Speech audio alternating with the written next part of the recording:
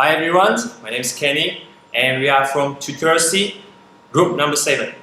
We are come with 6 persons in our group, which are Keele CIM, Ho Yin Yin, Chin Ka Hong, Kimberly Yo, and Nick Tay. Today, what we are going to discuss about is, as a consumer, does demand for ethical product have power on the decision made in supply chains? We concluded the answer is yes, definitely. Customers have the power to influence and also change the supply chain management. Why and how?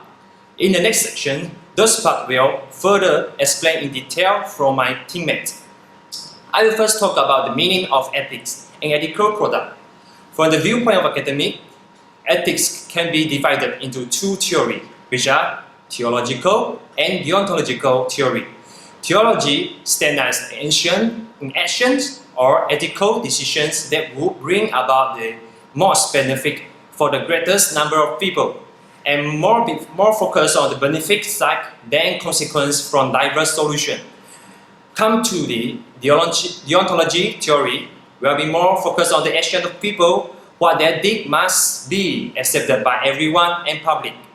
In other words, people should act according to the reason that others could act on, whether the act is inherently right or wrong.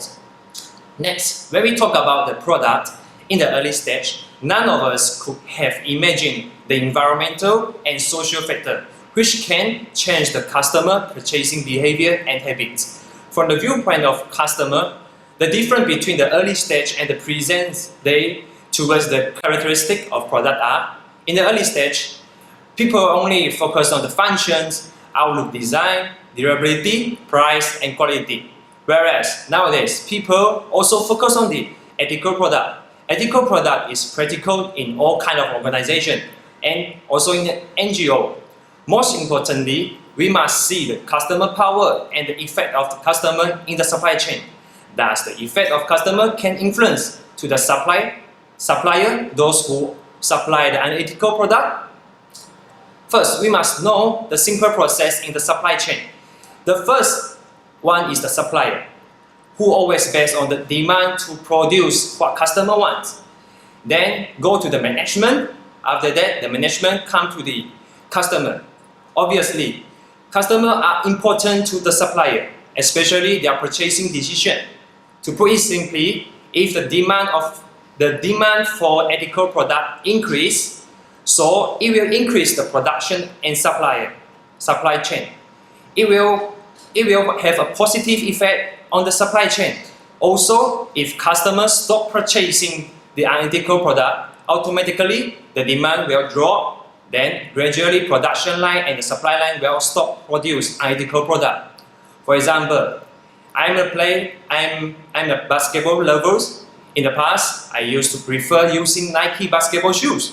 But it continued until I found that the scandal of Nike child labor issue are in their unethical way to produce their product. So this might influence my purchasing behavior, and this might not only bring down the demand of the product, it might also damage their brand and the reputation. However, producing the unethical product are not because of the fault of supplier, but because of the customer demand. This is because some customers put more importance on vanity than ethics. For example, the crocodile bag. Customer will only care about the fashion's appearance, which will help them to represent their social class status. And this is all my part. And next, I will pass to my teammates, Mr. Keele CIM. They will discuss further about the mind map concept. Hello, I am Keele CIM. Now I want to talk about a mind map regarding of the flow of ethical supply chain. By going through the flow of supply chain, we can recognize the importance of consumers and contribution of suppliers and company in supply chain. In the beginning of the cycle, it's going to be review stage on ethical supply potential problem where it includes company bad practice such as corruption or cheating. Second, inadequate labor law, for example, treat workers badly and using child labor during production. Third, negative impacts on environment. For example, the water and air pollution caused by production of suppliers will bring harm to the nature living. In the early, I have been used Dove brand for a period of time for hair carrying purpose. However, I stopped to using it since I discovered through news that Dove suppliers has participated in unethical activities like using animal testing that harmful for natural living. Come to the next stage, diagnose the consequences possible happen if suppliers practice unethical in supply chain. First, increase operating costs. Second, public safety hazard. Unethical products can cause people health problems and cause people death by using it. Third, bad publicity. These are the price need to pay by the company if supply chain has unethical issues. The following stage is planned. Good preparation is absolutely needed before identifying the causes of various supply chain problems. First, underestimation of supply chain importance. As consumer concerns on ethical, they need to change their supply chain strategy more to concern on ethical products or ethical practices. Second, signing contract to cheapest cost price suppliers. In order to gain this contract, many suppliers make their products cheapest by using unapproved material and private products, while ethical can be secondary. Third, lack of comprehensive supplier vetting process. As such, companies difficult to discover the unethical practices of suppliers during the production process. The last stage is execute supply chain solution to solve unethical problem among suppliers. To avoid unethical supply chain, top management need to implement action to support ethical supply chain by cultivate environmental leadership within company through promote energy conservation and also waste reduction. To ensure having ethical products, company must choose right NGO partners to audit process of supply chain, such as consumer association, fair labor association, or quality assurance such as ISO 14000, 26000. Association also can provide information to public about the company or suppliers and take action if unethical issues are discovered. To improve supply chain, company must foster strong supplier relationship to have better communication and stronger cooperation. By this, company can get details information about product from the suppliers and allows distributor also share information with the customers. So in summary, through this mindset, we can know that customers have the power to demand and affect the supply chain. As the demand is there, suppliers have to produce ethical products. Next, I will going to pass to my next group members, Mr. Chin Ka Hong. Hello, my name is Chin Ka Hong. Today I'll be presenting about the attributes of the buyer and supplier power model by Cox 2001. So firstly, I will explain about the leverage market. So in a leverage market, it consists of few buyers and many suppliers, which also can be seen as a oligopoly in the economic term. So in this kind of market, there are high switching costs for supplier and low switching costs for buyer. So which means that the buyer have more power to demand for ethical product.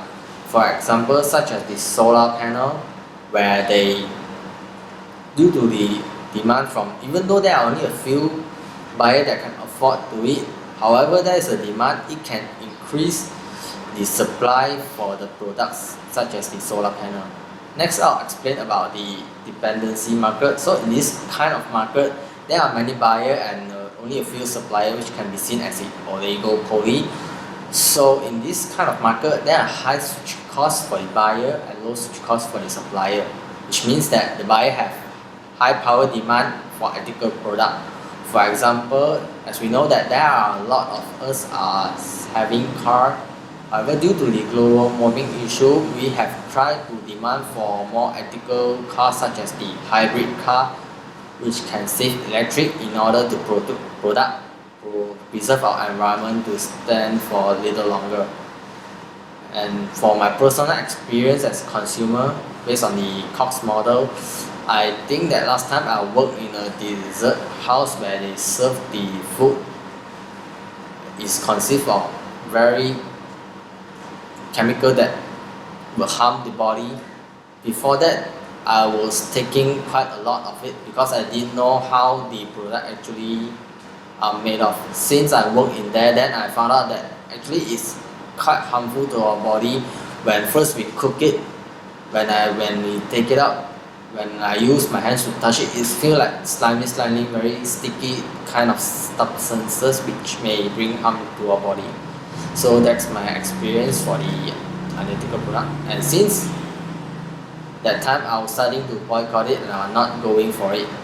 And after that time, there are also a lot of news about the product and a lot of shop in our in my town area that sells that kind of product already closed out. Since because our boycott, our demand power, so it influenced the supply, the demand for the supply. And that's all for my part. Thank you. I'll pass it to my friend Kimberly. Hi, my name is Kimberly. In my part, I shall talk about the relationships between buyers and suppliers of the interdependent and independent relationships. So for independent companies, there are situations whereby the buyers and suppliers are few. So there are few buyers and there are few suppliers. So in this case, buyers have a high percentage of share of the total market for their suppliers, and suppliers are also highly dependent on their buyer for revenue. So both buyers and suppliers, when they want to switch to other firms, the cost will be quite high. So in this sense, it is a bit more difficult for firms to be able to will choose other companies. So if a company wants to wants an ethical product to be made, they have more power in order to let that come through because they need each other to support each other's businesses. As for the independent companies, this is the case where there are many buyers as well as there are many suppliers. So in this case, buyers, they have a low percentage share of the total market for suppliers, and suppliers are also not dependent on the buyer for their revenue. So both buyers and suppliers, they have low switching costs, and hence this affects the market in that, the supply chain in that when companies, organizations who are having pressure from their consumers asking for ethical products to be made, suppliers may not offer that because if they still have a market to cater to, they may not choose it because they have low switching costs and they have many other buyers to sell to supply to. In my personal experience, an unethical product example will be lipstick with lead. Those products are known to be very harmful to a person's health. So perhaps some people do not mind because maybe they think it doesn't really affect them very well. They have not really personally felt it. But for me, I feel that it's better to be safe than sorry. So I've stopped using any products under the list which have stated that they use lead in their ingredient list in making lipsticks. Instead, I will go for other companies who sell maybe with more natural ingredients in their products. Thank you. I shall now pass to my group mate Connie. My name is Bao Ying. Next, I would like to talk about the triple bottom line. Triple bottom line was first coined by Atkinson, the founder of a British consultancy called Sustainability in year 1994. Triple bottom line emphasized that the long-term sustainability of an organization requires more than the financial. It consists of 3 P's, which are people, planet, and the profit. These 3 P's are interrelated. Profit is no longer be isolated from people and planet sustainability. Every action taken by an organization can impact upon sustainability. Thus, every organization should take into consideration the triple bottom line principle in order to sustain their company in long term. Next, I would like to talk more about people, planet, and profit and how they are interconnected in an organization. People such as suppliers, employees, and customers play a crucial role in order to let a company can be sustained in long term. This involves taking into account the social capital, which means that the trust between businesses and society. In other words, it means that when consumer demand for ethical product, an organization should concern about it and hence build the trust between the consumer and to ensure that the business can run into the long term.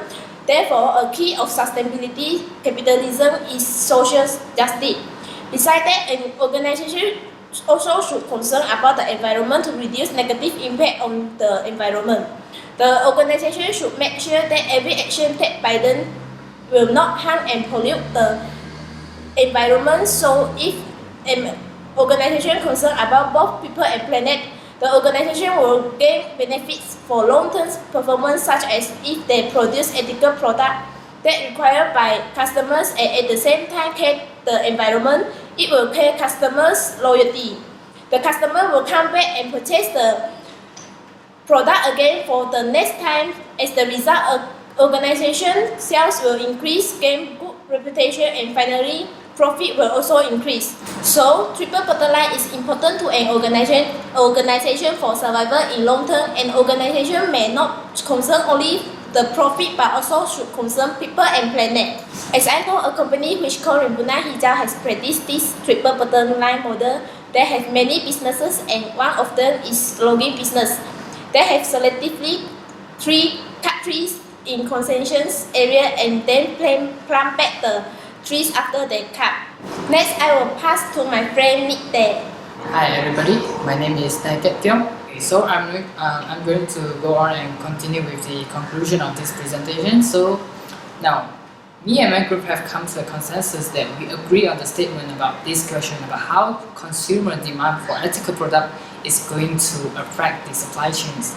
Now, the reason is that if you look at the flow of the supply chains, we know that everything starts from the beginning, from the downstream of the supply chains, which is the consumer, and the upstreams of the supply chain is going to be the supplier. So if there's no consumer or downstream, then there won't be any flow and there won't be any demand or supply chains anymore. So if there's no demand, there won't be supply. That's the point that I'm trying to make. The next one is that if consumers stop purchasing for unethical product, supplier, if they want to gain profit or make profit, they have to think of a way to make this a more ethical product or ethical product which is going to captivate the attractions of the consumer. So next, I'm going to talk about the first one. As a learner, from these questions and from these discussions, we found out that how this downstreams is going to affect the upstream. So the consumer and the distributor, which is in the downstream, is going to affect the supplier, how they produce their ethical products. For example, distributor has more knowledge more than consumer because they interact with the supplier as well as the consumer.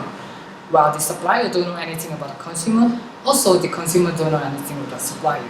Now, as a consumer, we found out that we learned a thing from this presentation is that